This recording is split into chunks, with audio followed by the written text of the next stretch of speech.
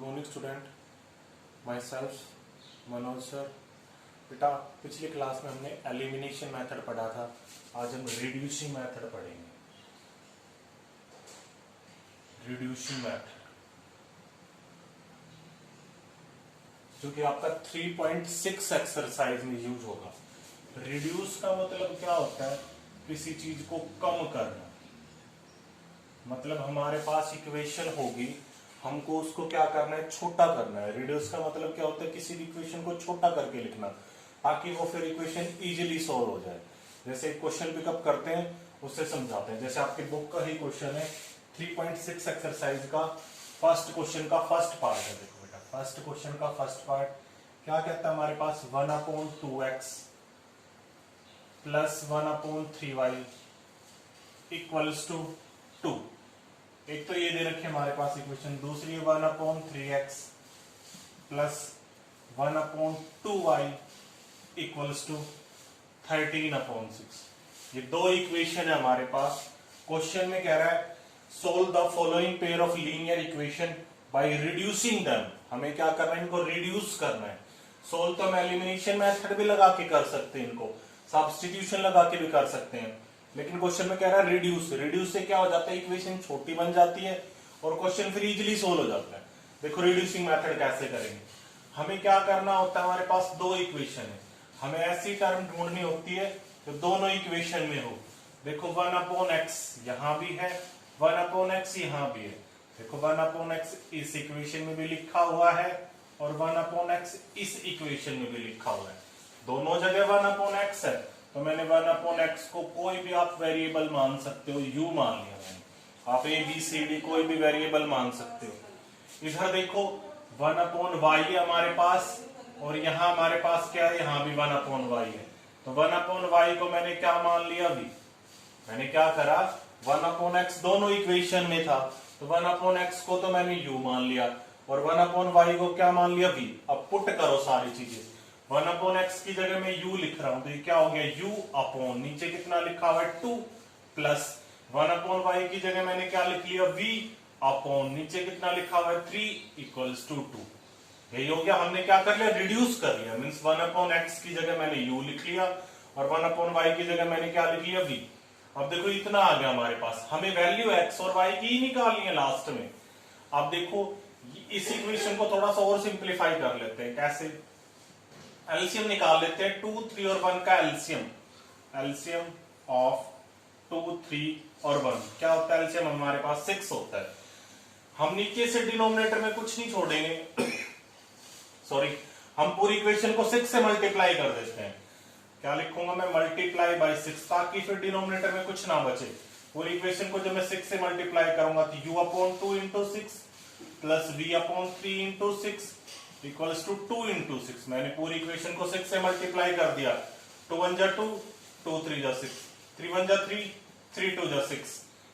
क्या बन गया हमारे पास? 3 की u से मल्टीप्लाई करोगे 3u प्लस 2 की v से मल्टीप्लाई करोगे 2v इक्वल्स टू 2 6 जा 12। ये हमारे पास क्या हो गई? फर्स्ट इक्वेशन हो गई हमारे पास। क्या करा है मैंने? 3 को u से मल्टीप्लाई करा 3u, 2 को v से मल्टीप्लाई करा 2v और 2 6 जा कितना आ गया? 12। फर्स्ट इक्वेशन हो गई। अब आ जाओ सेकंड इक्वेशन में भी ऐसे करते हैं।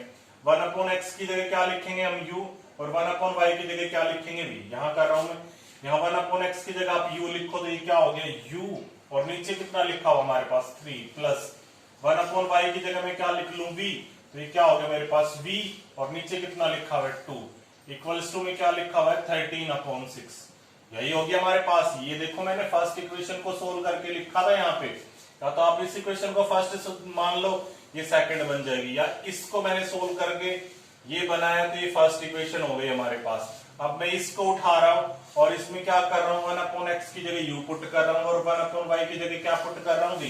तो 1/x की जगह u पुट करा तो u/3, 1/y की जगह v पुट करा तो v/2 और इक्वल्स टू में क्या? 13/6।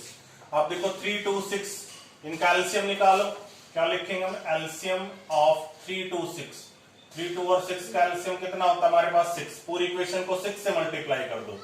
मल्टीप्लाई बाय 6, 6 से जैसे मल्टीप्लाई करोगे क्या हो जाएगा?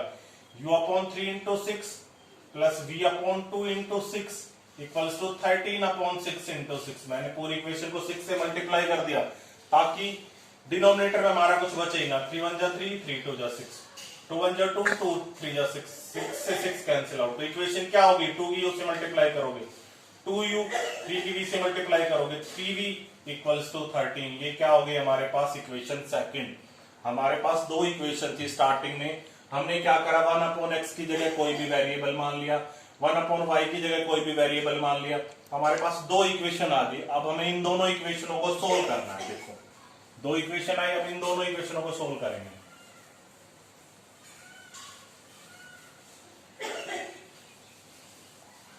ये दो इक्वेशन हमारे पास, कौन सी इक्वेशन है, फर्स्ट इक्वेशन है 3u plus 2v equals to 12। ये तो थी हमारे पास फर्स्ट इक्वेशन।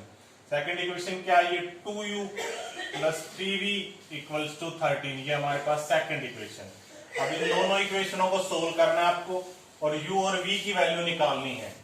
तो देखो कैसे करोगे आप, या तो सब्स्टिट्यूशन मेथड लगाओ तो उससे भी हो जाएगा, एलिमिनेशन मेथड लगाओगे तो उससे भी हो जाएगा। तो एलिमिनेशन मेथड आसान पड़ेगा, इस पूरी इक्वेशन की मल्टीप्लाई मैं कर रहा हूं 2 से, इस पूरी इक्वेशन की मल्टीप्लाई कर रहा हूं 3 से, क्योंकि देखो यहाँ u का कोफिशिएंट 3 है, यहाँ u का कोफिशिएंट 2 है। अगर मैं 2 से मल्टीप्लाई कर दूंगा तो यहाँ 6 बन जाएगा और यहाँ पे 6। तो करो मल्टीप्लाई, 2 से करो पूरी इक्वेशन को फर्स्ट को, तो ये हो गया 6u प्लस 2 को 2u से करोगे 4v इक्वल्स टू 12, 2 जा कितना हो गया 24। ये हो गया हमारे पास थर्ड इक्वेशन। इस इक्वेशन को 3 से कर दो, 6u प्लस 3 3 या 9v इक्वल्स टू 13, 3 जा कितना हो गया 39। ये हो गया हमारे पास फोर्थ इक्वेशन। देखो कोफिशिएंट इक्वल बन गई u के। अब हम लिखेंगे क्या, सब्ट्रैक्टिंग इक्वेशन 4 फ्रॉम थर्ड। हम इक्वेशन थर्ड में से फोर्थ को सब्ट्रैक्ट कर रहे हैं। इसके बाद आपको ये लाइन लिखनी है, मैं यही डायरेक्ट कर रहा हूं, आप साइन बदल दो। प्लस का 6u माइनस का हो गया, प्लस का 9v माइनस का हो गया, प्लस का 39 माइनस का, देखो 6u से 6u cancel out, 4v minus 9v minus का 5v, 24 माइनस का 39 माइनस का 15, माइनस से माइनस कैंसिल आउट। v की वैल्यू कितनी आ गई हमारे 15/5 कितनी आ गई, v की वैल्यू हमारे पास 3। अब v की वैल्यू आई, अब इस v की वैल्यू को उठा के या तो आप फर्स्ट इक्वेशन में रख दो, सेकंड में u की वैल्यू मिल जाएगी। एक तो तरीका ये है, दूसरा तरीका है या तो आप v के कोफिशिएंट को इक्वल बना लो, तो वो भी तरीका ठीक है। तो जो सुटेबल लगे वो कर लो आप। v की वैल्यू यहां लिख लेते हैं, हमारे पास 3 आई है। अब हम u की वैल्यू निकालते हैं। तो मैं फर्स्ट इक्वेशन को अब मल्टीप्लाई कर रहा हूं, देखो यहाँ 2 है कोफिशिएंट, यहाँ 3, इसको मैं कर रहा हूँ 3 से मल्टीप्लाई और सेकंड को कर रहा हूँ 2 से। करो मल्टीप्लाई, 3 3 जा 9u प्लस 3 2 जा 6v इक्वल्स टू 12, 3 जा 36। इसको कर रहा हूं मैं 2 से मल्टीप्लाई सेकंड इक्वेशन को, 2 2 जा 4u प्लस 2 3 जा 6v इक्वल्स टू 13 2 जा 26। सब्ट्रैक्ट कर दो, ये हमारे पास फिफ्थ इक्वेशन हो जाएगी, ये सिक्स्थ इक्वेशन। यहां लिखोगे आप subtracting equation sixth from fifth. इसके बाद आपको ये लाइन लिखनी है, आप सिक्स्थ इक्वेशन को फिफ्थ में सब्ट्रैक्ट कर रहे हो, साइन बदल दो, माइनस माइनस माइनस, क्योंकि तीनों के साइन प्लस थे, साइन माइनस हो गए, कैंसिल आउट हो गया, 6v से 6v, 9u में से 4u गए हमारे पास 5u इक्वल्स टू 36 में से 26 गए 10, और u की वैल्यू कितनी आ गई 10/5। u की वैल्यू हमारे पास कितनी आ गई 2। u की वैल्यू कितनी आ गई हमारे पास 2। लेकिन हमें तो x और y की वैल्यू निकालनी है।